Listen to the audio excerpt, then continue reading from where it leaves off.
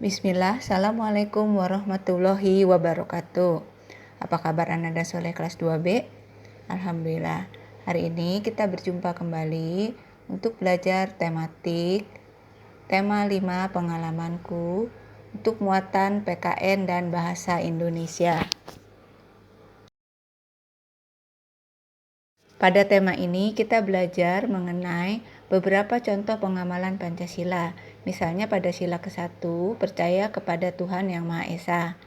Bangsa Indonesia adalah bangsa yang percaya kepada Tuhan Yang Maha Esa. Jadi, negara Indonesia melarang semua kegiatan atau semua paham yang tidak mempercayai adanya Tuhan. Yang kedua adalah beribadah dan berdoa. Karena kita agama Islam berarti beribadah dan berdoa kepada Allah. 3, saling menghormati dan rukun antar pemeluk agama.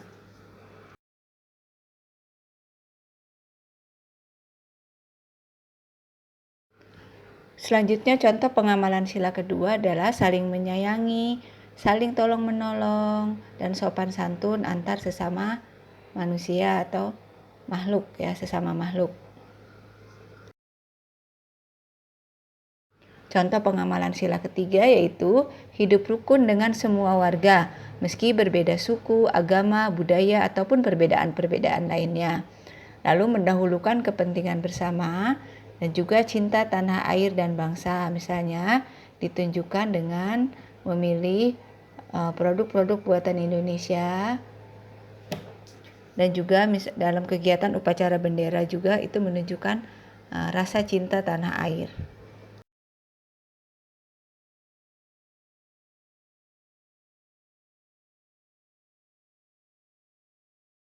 Musyawarah untuk mencapai mufakat merupakan pengamalan sila keempat. Musyawarah berarti berunding untuk memecahkan masalah bersama. Sedangkan mufakat berarti kesepakatan bersama dan menghormati keputusan yang telah diambil. Jadi misalnya jika kita tadinya tidak setuju, tetapi kalau secara mufakat bahwa suatu keputusan sudah disetujui bersama, jadi kita harus menghormati dan melaksanakan keputusan tersebut meskipun awalnya kita tidak setuju. Itulah mufakat. Selain itu, contoh-contoh pengamalan sila keempat lainnya adalah menghormati pendapat orang lain. Jadi kita tidak boleh memaksakan kehendak kita kepada orang lain. Juga dalam pemungutan suara dan pemilihan umum yang tentu pernah kita saksikan, itu merupakan contoh pengamalan sila keempat. Baik, untuk sila kelima, contohnya adalah semua warga berhak untuk hidup sejahtera, cukup sandang pangan. Jadi semua orang berhak untuk bekerja mencari nafkah untuk memenuhi sandang pangannya, tidak boleh diganggu. Lalu bersikap adil dalam kehidupan sehari-hari di masyarakat dan juga terlibat dalam kehidupan sosial. Jadi contohnya dalam kegiatan sosial itu misalnya dengan kegiatan bakti sosial ya. Kegiatan bakti sosial itu adalah bekerja untuk kepentingan masyarakat, misalnya memberi sumbangan jika ada korban bencana atau membersihkan tempat-tempat umum, itu bakti sosial ya.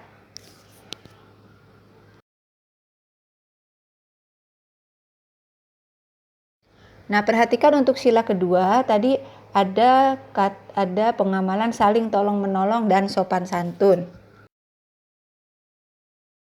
Tahukah Ananda bahwa sopan santun dan saling tolong menolong adalah budaya bangsa Indonesia? Karena itu, dalam kehidupan sehari-hari, Ananda harus membiasakan atau tidak ragu untuk selalu menggunakan ungkapan-ungkapan tolong, maaf, terima kasih. Ingat, 3 ungkapan yang menunjukkan kesopanan kita, kesantunan kita sebagai masyarakat Indonesia, sebagai warga Indonesia, yaitu ungkapan tolong, maaf, terima kasih. Jangan ragu untuk menerapkannya dalam kehidupan sehari-hari.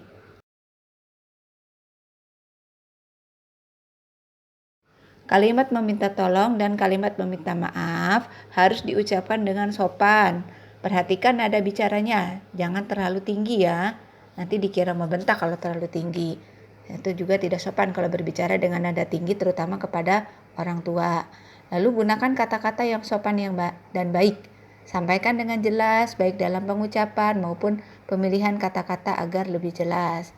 Ya, karena itu Ananda harus punya banyak perbendaharaan kosakata ya, supaya bisa merangkai kalimat meminta tolong atau kalimat meminta maaf yang baik dan bisa dipahami oleh orang lain. Nah, berkaitan dengan kata-kata, ya ada suatu karya sastra yang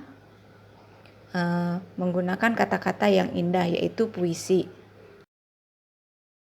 Puisi adalah rangkaian kata-kata yang menggambarkan perasaan penulisnya. Puisi ditulis dalam rangkaian kata-kata yang indah dan berbeda dari bahasa yang kita gunakan sehari-hari. Ciri-ciri puisi, penulisan dituangkan dalam bentuk bait yang terdiri atas baris-baris. Ananda dulu pernah belajar ya, bait itu apa, lalu baris itu apa ya? Udah paham ya? Coba boleh lihat contohnya di buku. Ya, mana itu bait dan mana itu baris. Lalu baris-baris kalimat yang disingkat dengan kata-kata yang indah penuh makna. Anda perhatikan bahwa kalimat-kalimat puisi itu tidak panjang-panjang ya, kalimatnya pendek-pendek saja, tetapi kata-katanya penuh makna. Lalu kata-kata yang dipilih dengan memperhatikan aspek irama, misalnya kata-kata yang berakhiran dengan a atau eng gitu biasanya, atau semua gitu. Itu kata-kata yang dipilih itu perhatikan aspek irama. Dalam membaca puisi, kita harus memperhatikan aspek intonasi dan pelafalannya. Intonasi itu adalah naik turun atau panjang pendek pengucapan ya. Juga suaranya yang jelas, ya, yang keras, yang jelas. Lalu ekspresi wajah dan sikap tubuh.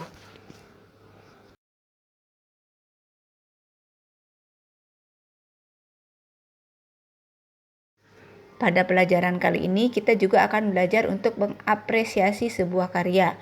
Apa itu apresiasi? Yaitu kegiatan menyimak dan menghargai karya orang lain, termasuk karya puisi dan juga pembacaan puisi. Nah, tugas Ananda kali ini adalah membuat video pembacaan puisi berjudul Air Terjun. Ada di buku paket ya. Lalu video boleh di-share di grup kelas secara langsung ya dalam format video, atau di-upload terlebih dahulu di akun YouTube masing-masing. Lalu share linknya di grup kelas agar teman kamu bisa klik ya ke video kamu itu. Nah, lalu tontonlah video yang teman-temanmu bagikan itu, lalu berilah apresiasi dengan cara memberi komentar positif untuk video temanmu. Komentar boleh ditulis di grup kelas ya. Lalu setiap siswa menyimak setidaknya 2 video temannya, atau boleh juga lebih ya. Misalnya seorang siswa ya Ananda pilih 2 video temannya, lalu Ananda komentari nih, wah videonya Budi bagus sekali gitu ya. Budi membaca puisinya sangat bagus, itu contoh kalimat apresiasi ya. Nah, pembelajaran hari ini akan ditutup dengan contoh pembacaan puisi. Sampai jumpa untuk pembelajaran berikutnya. Selamat menyimak. Assalamualaikum warahmatullahi wabarakatuh.